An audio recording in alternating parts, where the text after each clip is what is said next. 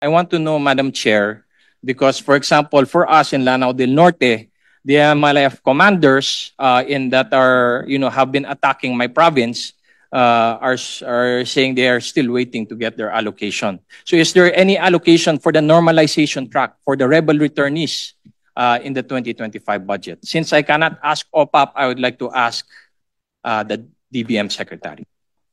Since 2023 po, we have provided a sum for the normalization process. It is divided into four major aspects: security, socioeconomic development, confidence building measures, and transitional justice and reconciliation.